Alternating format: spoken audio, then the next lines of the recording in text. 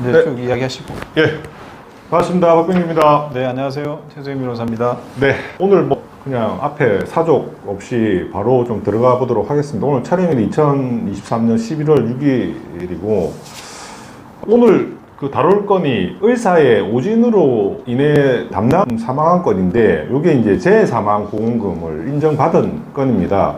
저도 이번에 판결 내 공부를 하면서 새로 알게 된 사실도 좀 있고 한데, 우리가 흔히 뭐 의료로 뭐 일이 생겨가지고 사망을 했다라고 하면 머릿속에 생각드는 게 다들 아시겠지만 뭐 하다 장기를 잘못 건드렸다든지 뭐 혈관을 잘못 건드려서 갑자기 이렇게 사고로 환자가 사망을 했을 때 재사망보험금을 받을 수 있을 거라는 막연한 건 생각을 가지고 있죠. 근데 오늘 다룰 거는 그런 거는 전혀 아니고, 병원에서 그 검사 결과나 이런 것도 제대로 판독하지 않고 좀 안일하게 대처를 한 건입니다.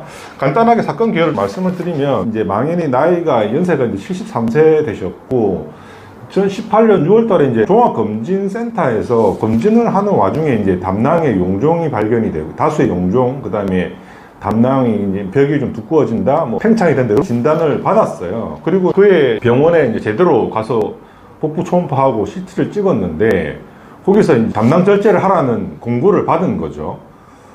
그리고 아무래도 이제 담낭 절제는 수술 같은 경우에는, 큰 수술 같은 게 일반적으로 큰 병원에 가서 다시 한번 해보지 않습니까? 그래서 이분이 이제 상급병원으로 CT 찍었던 영상이랑 그 판독 결과지를 들고 상급병원에 갔어요. 갔는데 그 상급병원에서 CT 다시 하지 않고, 그리고 다른 추가적인 검사도 없이 그냥 6개월 뒤에 다시 한번 검사를 해보자라는 걸로 끝이 나버린 거예요. 그리고 6개월 뒤에 딱 가서 초음파 검사를 하고, 그리고 그때 6개월 전에 찍었던 다른 병원에서 다시 재판독을 해보니, 아, 이거 담낭암이 의심된다. 그래서 추가적인 검사를 쭉 하게 됩니다. 했다 보니까 이 말기 담낭암 진단을 내려버린 거예요. 그래서 담낭 절제를 해야겠다, 수술을 하려고 딱 열어보니까 이미 이제 복막까지 전이가 돼가지고 결제를 할 수 있는 상황이 아닌 겁니다. 그래서 이분이 약 2달이 좀 안 된 뒤에 요 항암치료 좀 받고 통증 관리하면서 하다가 이제 사망을 하신 거예요. 그래서 이제 이분이 이제 병원을 상대로 손해배상 청구를 한 거죠. 이거 의사 가실로, 아니 그때 그 CT 영상이나 제대로 보고 추가 검사해서 충분히 발견할 수 있었는데, 그게 그냥 아무 검사도 안 하고 그냥 6개월 뒤로 미루는 바람에 제대로 된 치료 시기를 놓쳐서 사망이 됐다라고 주장을 했고, 판결 내가 의료과실 인정을 됐습니다. 그리고 과실하고 사망하고 인과관계가 또 같이 인정이 돼서, 물론 과실 책임을 의사 병원 책임을 한 25%로 제한되긴 했습니다. 뭐 과실 인정이 됐고요. 이분이 2003년도에 이제 보험 평일에 재해로 사망하면 3천, 그다음에 휴일에 재해로 사망하면 5천만 원을 하는 뭐 재해안심보험 계획 우체국에서 보험을 가입을 한 게 있었어요. 이거 가지고 보험금 청구 소송을 하게 된 겁니다. 그래서 주장은 의료진이 충분히 제대로 진료만 했었어도 암을 초기에 발견해서 충분히 살 수 있었는데 안 됐다. 그래서 재사망보험을 달라 했는데, 우선 조금 알아두셔야 될 게 뭐냐면은, 재사망 관련해가지고 의료진의 그 조치를 취하지 않는 거로 인한 사망이 해당된다는 게 약관에 나와 있습니다. 우리가 보면은 코드가 Y66이라고 해서 외과적 및 내과적 치료의 조기 중단, 그 재해에 해당된다라는 내용이 약관에 나와 있습니다. 그러니까 의사가 제대로 치료를 안 해서 혹시 사망했을 경우에 해당된다 라는 게 나와 있는데, 여기서 이제 요거 내용 우선 알려두시고 변호사님께 제가 또 질문을 드리겠습니다. 의사가 예를 들면 치료를 하다가 잘못하거나 이렇게 의료적인 과실이 있어서 하는 건 상관없는데 아무것도 안 했어요. 그리고 6개월 뒤에 보자 하고 갔는데 6개월 동안 이제 말기암까지 진행이 된 거죠. 그를 재해로 이렇게 해놨는데, 요거는 혹시 법리적으로는 어떤 의미가 있는 걸까요? 의사가 아무것도 안 했다, 그런데 죽었다, 이게 재사망이다. 언뜻 보기에는 좀 이해가 잘 안 되는 측면이 그러니까 있거든요. 예를 들어서 우리가 이제 보통 상해다 그러면 외래적 사고를 말하죠. 그렇습니다. 외래적 우발적 사고. 근데 네. 우리가 머릿속에는 외래적 사고할 때 그 외래의 행위를 항상 적극적 행위만 생각을 해요. 네, 그렇습니다. 그러니까 소극적으로 예를 들어서 방치한 행위, 이것은 외래의 사고를 안 보는 경향이 있거든요. 그렇죠. 근데 예를 들어서 모든 행동을 할 거냐 안 할 거냐잖아요. 하면 적극적으로 하고 안 하면 소극적으로 안 하는 거니까 그 자체가 법적으로는 다 행위죠, 행위. 그러니까 외부적 행위 중에서 적극적으로 외부적으로 하는 거냐, 해야만 되는데 안 해버리는 거냐. 그러니까 이미 다 외부성이 다 있는 것을 전제로 하죠. 그러니까 예를 들어서 의사가 수술 도구를 들 거냐, 수술 도구를 들어야 되는데 안 들 거냐, 안 들었느냐. 그러니까 하나는 다 외부성을 전제로 해서 왜 너는 적극적으로 이건 눈에 보이니까 눈에 보이는 것은 외부성을 인정하거나 외래성을 인정하는데 지장이 없어요. 근데 해야 되는데 안 하는 것은 외부적 행위를 해야 되는데 외부적 행위를 안 한 거거든요. 그러니까 그것도 외래성의 외부적 사고, 외래 사고의 범위 안에 들어가는 겁니다. 그러니까 이렇게 제가 이제 설명하면 되는 거고요. 대부분 의료 과실은 두 가지잖아요. 과다하게 조작해가지고 환자를 주게 하거나 아니면 과소하게 조작을 안 해. 그러니까 방치잖아요. 그러니까 그 두 개는 항상 적극적인 측면, 소극적인 측면으로 그냥 나눠서 생각하면 되는 거지. 아무것도 안 했는데 왜 그게 외부적이냐.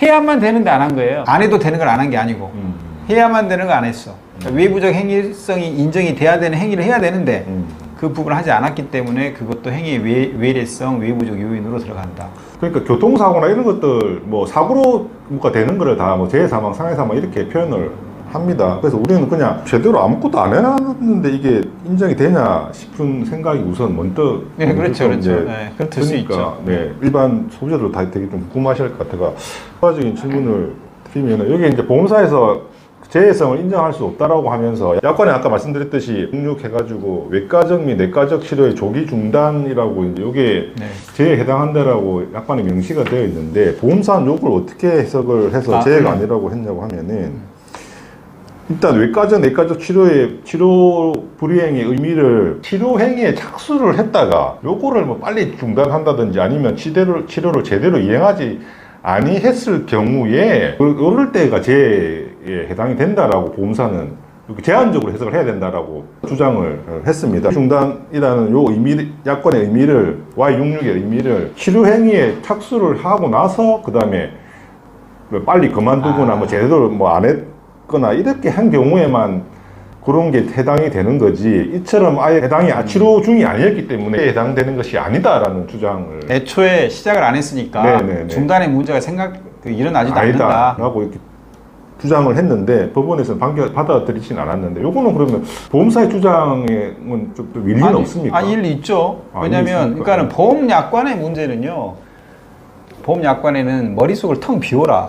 그냥 문구대로 읽어라, 문구대로. 그러니까 문구대로 읽을 때 나올 수 있는 해석은 독후감이 다 다르잖아요, 사람들이. 책을 줘도. 3명의 독후감이 다 같나요? 근데 이 문구 가지고 해석해봐 그러면 다 같아야 될까요? 그러니까 예를 들어서 외과적 및 내과의 치료의 조기 중단. 조기 중단? 뭐 시작을 해야지 중단이 나오지. 시작도 안 했는데 뭔 중단이 나오니? 이렇게 생각하는 사람도 있을 것이고, 문구를 볼 때.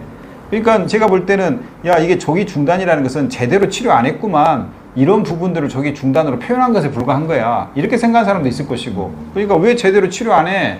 왜 치료를 방치해? 이런 부분들도 합해서 조기 중단을 표현에 넣어서 해석하는 사람도 있을 것이고, 나는 문구 그대로 볼 거야. 조기 중단인데 일단 착수를 했다가 중단했는데 중단은 어느 시점에서 중단했느냐? 나는 문구대로 해석할 거야. 이런 사람도 있을 거 아닙니까? 자, 그러면 이 부분이 그 해석이 터무니없는 해석일까요? 아니잖아요.